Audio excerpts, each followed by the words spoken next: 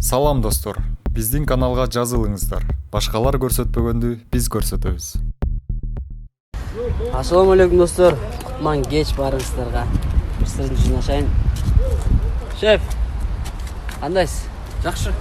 Денсаулык кандай? Жакшы. Маанай. Өзүңөр? Жакшы. Жакшы актерлор экенсиңер, жакшы ойнодуңар. Бирок мен жаман багылып атат. Мен все равно ойнай албайм, мен күлүп жиберем. Күлөрөм. Бир нече минуттардан кийин интернетке тараган видеобуздун сыры ачылат. Бүтүңүздөр хайп шоу. Звукту. Все нормально коюлуп атсам арында. Ойлонуп иш жасабайсыңарбы? Темир. Качан метесиң движение нормально кылдым эле. До конца биле да сенден эл күтүп аткандан кийин. Отманду кеч интернетте талкуу болуп аткан видео тууралуу айткыбыз келди. Ал видеону 1 апрелге атайын бир досубузду тамашалаш үчүн тартылган эле.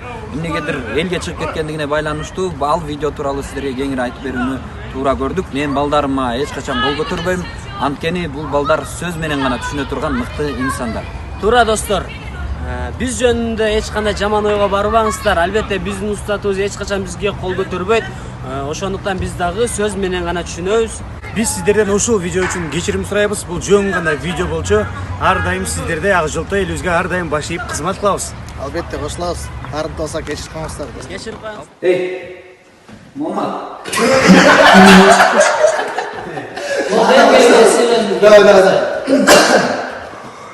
Маматка эмне деп эметең? Не кесип калды? Салам достор, биздин каналга жазылыңыздар. Башкалар көрсөтпөгөндү биз көрсөтөбүз.